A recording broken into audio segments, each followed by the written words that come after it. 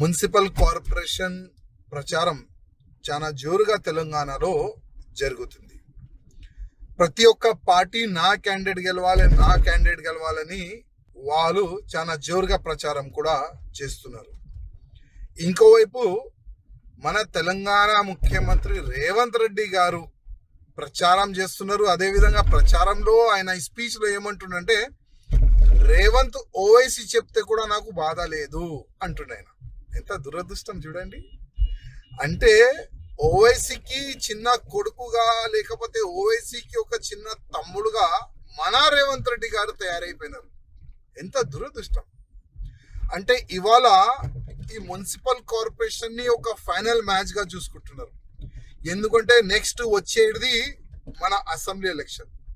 Municipal ఎన్నికలు ఎంతమంది corporator గెలిస్తే అంతమంది లాభం ఉంటుంది మీ అందరికీ తెలుసు. ఎందుకంటే ఒక్కొక్క కార్పొరేటర్ చాలా ఆయన డివిజన్ లో చాలా పక్కడబంగా ఆయన పనిచేస్తాడు మన మున్సిపల్ కార్పొరేషన్ లో.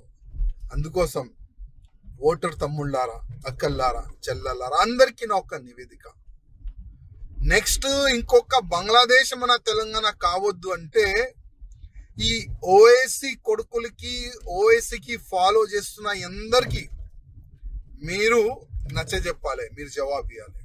అందుకోసం నా ఒక నివేదిక, ఓట్ ఫార్ బీజేపీ. మోదీ గారు ముఖం చూసుకునే మీరు ఓట్ వేయాలని మీ అందరికీ నా ఒక నివేదిక. ఎందుకంటే ఇవాళ మనం చూస్తున్నాం, మన గుళ్ళు సేఫ్ లేదు, మన హిందువులు సేఫ్ లేదు. ఏ విధంగా రేవంత్ రెడ్డి గారు మొత్తం పార్టీని ఓవైసీ చేతితో పెట్టినారు మీరందరు కూడా చూసినారు. అందుకోసం నా ఒక నివేదిక, మన తెలంగాణ హిందువులని మనం కాపాడుకోవాలంటే ఓట్ ఫార్ బీజేపీ. నా ఒక నివేదిక మీరందరు గమనించండి. కొద్దిగా నా ఒక రిక్వెస్ట్, చాలా వరకు డబ్బులు ఇచ్చే వీళ్ళు ప్రయత్నం చేస్తారు, అన్ని పార్టీ డబ్బులు ఇచ్చే ప్రయత్నం చేస్తారు. కానీ డబ్బులు తీసుకోండి, ఎందుకంటే ఆ డబ్బులు మీదే. డబ్బులు తీసుకొని కానీ ఓట్ అయితే ధర్మంకి ఇవ్వండి, ఓట్ అయితే బీజేపీకి ఇవ్వండి, ఓట్ అయితే మోదీ గారు ముఖం చూసుకొని ఇవ్వాలని నా ఒక నివేదిక.